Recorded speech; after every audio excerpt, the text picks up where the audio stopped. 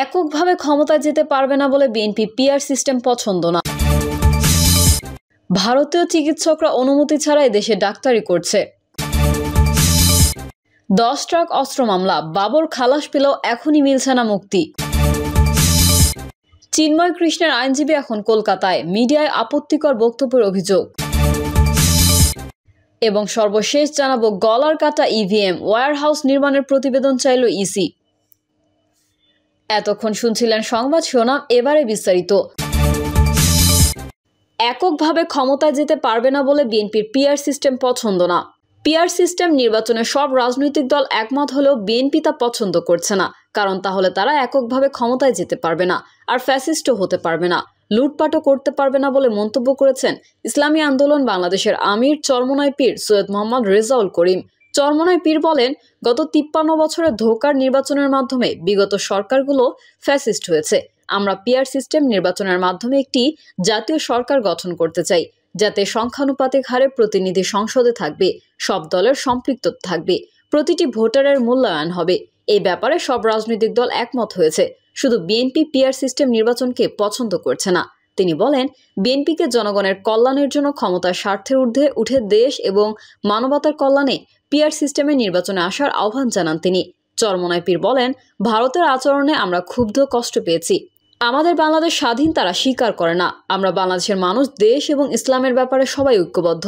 যদি ইসলাম ও দেশের ব্যাপারে কোনো ষড়যন্ত্র হয়, তাহলে এই দেশের 18 কোটি মানুষ তাদের প্রতিহত করতে প্রস্তুত আছে। তিনি বলেন, অন্তর্বর্তীকালীন সরকারকে আমি বলবো, আপনারা বাংলাদেশের জনগণের ভোটে সরকার পরিচালনা করছেন না। আপনারা 5ই আগস্টের অভ্যুত্থানের ফসল।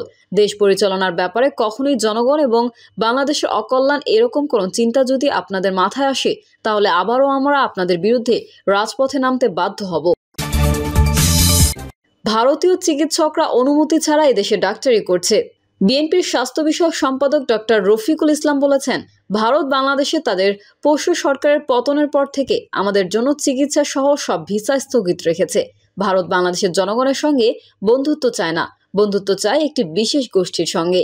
তিনি বলেন, ভারত বাংলাদেশে বৈধ কাগজ নিয়ে চিকিৎসার জন্য যায়, ঘুরতে যায়, অথচ বিএমডিসির অনুমতি ছাড়াই ভারতীয় চিকিৎসকরা বাংলাদেশে মোটা অঙ্কের অর্থের বিনিময়ে ডাক্তারি করে যাচ্ছেন। জনগণের আন্দোলনের ফসল যে সরকার, সে অন্তর্বর্তীকালীন সরকার কোনো নজর দিচ্ছে না। বুধবার বিএনপির ভারপ্রাপ্ত চেয়ারম্যান তারেক রহমানের নির্দেশে জুলাই আগস্ট আন্দোলনে বগুড়া শহরে গুলিবিদ্ধ ঢাকা পিজি হাসপাতালে চিকিৎসাধীন বগুড়া শিবগঞ্জ উপজেলা ছাত্রদল সদস্য মুশফিক রহমান সোহাগের চিকিৎসার খোঁজখবর নিতে গিয়ে তিনি এসব কথা বলেন। গুলিবিদ্ধ হয়ে আহত হওয়ার পর থেকেই তারেক রহমানের আর্থিক সহযোগিতায় তার চিকিৎসা চলছে। ডক্টর রফিক বলেন, স্বৈরাচার হাসিনা দেশ ছেড়ে পালিয়ে গেলেও তার অনেক দোষও রেখে গেছেন। এমন মন্তব্য করে তিনি বলেন, তারা দেশের বিরুদ্ধে এখনও নানা ষড়যন্ত্র করে যাচ্ছে। এছাড়া বিদেশি প্রভুদের উস্কানিতে পতিত স্বৈরাচার শেখ হাসিনাও দেশের বিরুদ্ধে ষড়যন্ত্র অব্যাহত রেখেছে। এই ব্যাপারে আমাদের সবাইকে সদা সতর্ক থাকতে হবে। এই ক্ষেত্রে ঐক্যের কোনো বিকল্প নেই। 10 ট্রাক অস্ত্র মামলা, বাবর খালাস পেলেও এখনই মিলছে না মুক্তি। সাবেক স্বরাষ্ট্র প্রতিমন্ত্রী লুৎফুজ্জামান বাবর সহ 6 জন আসামি চট্টগ্রামের বহুল আলোচিত 10 ট্রাক অস্ত্র চোরাচালান মামলায় হাইকোর্ট থেকে খালাস পেয়েছেন। তবে খালাস পেলেও বাবরের এখনই মুক্তি মিলছে না, কারণ একই ঘটনায় দায়ের করা আরেক মামলায় তার দণ্ড বহাল রয়েছে বলে জানিয়েছেন তার আইনজীবী। আদালত বলেছেন, প্রসিকিউশন তাদের বিরুদ্ধে অভিযোগ প্রমাণ করতে পারেনি, তাই তারা খালাস পাওয়ার যোগ্য। মামলায় মৃত্যুদণ্ডপ্রাপ্ত 6 আসামির দণ্ড কমিয়ে 10 বছর সাজা দেওয়া হয়েছে। এদের মধ্যে আছেন এনএসআই এর সেই সময়ের কর্মকর্তা Akbar Hossain Khan, major Liaquat Hossain, wing commander Shahabuddin Mohammad, চোরা কারবারি হাফিজুর রহমান, শ্রমিক সরবরাহকারী দিন মোহাম্মদ এবং ট্রলার মালিক হাজি সোবহান। এদিকে ভারতের বিচ্ছিন্নতাবাদী সংগঠন উলাফার সামরিক কমান্ডার পরেশ বড়ুয়ার মৃত্যুদণ্ডের বদলে যাবজ্জীবন কারাদণ্ড দিয়েছেন আদালত। বাবরের আইনজীবী শিশির মনির গণমাধ্যমকে বলেন, 10 ট্রাক অস্ত্র সংক্রান্ত আরেক মামলায় বাবর দণ্ডিত থাকায় এখনই তিনি মুক্তি পাচ্ছে না। ওই মামলায় তার আপিল হাইকোর্ট শুনানির অপেক্ষায় আছে। চিন্ময় কৃষ্ণের আইনজীবী এখন কলকাতায়, মিডিয়ায় আপত্তিকর বক্তব্যের অভিযোগ।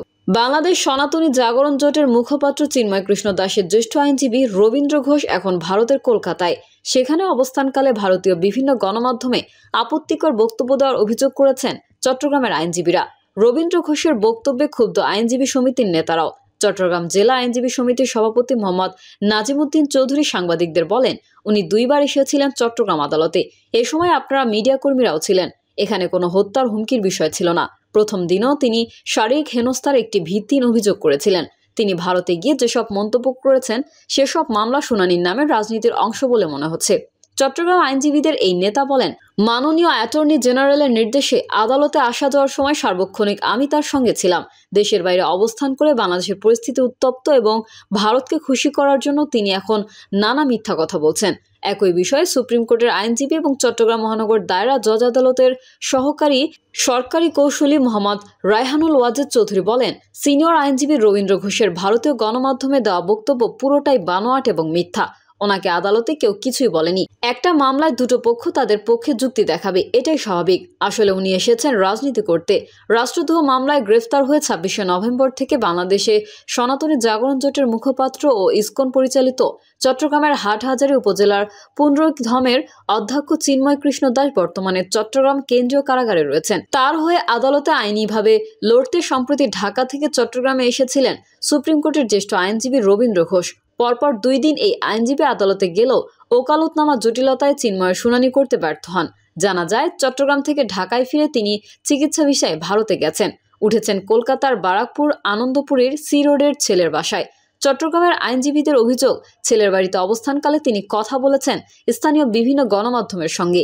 সেখানে অভিযোগ করে রবীন্দ্র বলেন, চিন্ময় প্রভুর নির্যাতনের শিকার হয়েছেন শারীরিক এবং মানসিক। তার বিরুদ্ধে একটা মিথ্যা মামলা দেওয়া হয়েছে বিধায় আমি আইনজীবী হিসেবে ঢাকা থেকে চট্টগ্রাম গিয়েছিলাম মামলা লড়তে। স্থানীয় আইনজীবীরা খারাপ আচরণ করলেও ওই সময় পুলিশের ভূমিকা খারাপ ছিল না। আমাকে হত্যা করার হুমকি দিয়েছে। এই হুমকি আমি পরোয়া করি না। জীবন তো একটাই, জন্মিলে মরিতে হয়। এদিকে আগামী 2রা জানুয়ারি চিন্ময়ের মামলার শুনানির দিন আবারও উপস্থিত থাকবেন জানিয়ে অ্যাডভোকেট রবীন্দ্র ঘোষ বলেন, জানুয়ারিতে শুনানির সময় নিশ্চয়ই যাব। আমি যাওয়ার জন্য রেডি। ভগবান রক্ষা করেছে, মানুষ আমাকে আশীর্বাদ করে। আমি চিন্ময় প্রভুর মামলা লড়ার সাহস পেয়েছি। এই সাহসটা আমাকে দিয়েছে ভিকটিমরা, যারা নির্যাতিত হয়ে শেষ পর্যন্ত কৃতকার্য হয়েছে। আমার বয়স প্রায় শেষ, আমাকে তো মরতেই হবে। আমি শেষ লড়াইটা করেই যাব। ভারতীয় সাংবাদিকদের প্রশ্নের জবাবে তিনি বলেন, বর্তমান বাংলাদেশের পরিস্থিতি যা, এটাতে মানুষ ভয় পাচ্ছে।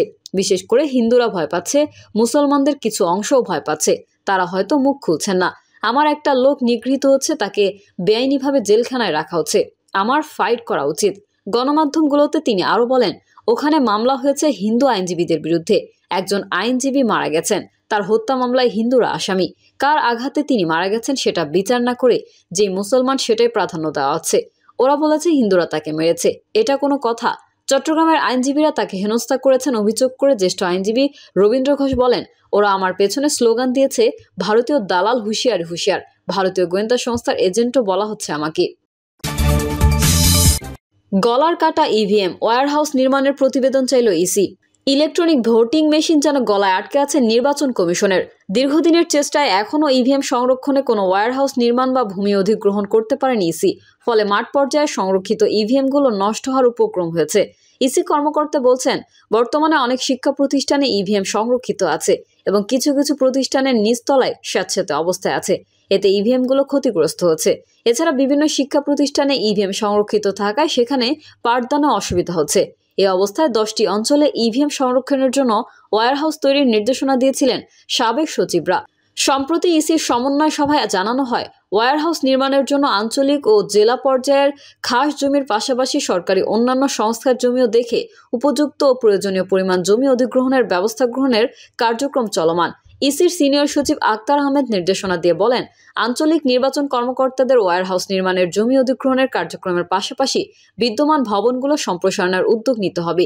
এ বিষয়ে সম্ভাব্যতা যাচাইয়ের প্রতিবেদন চলতি মাসের মধ্যে কমিশনের নির্ধারিত শাখায় দিতে হবে।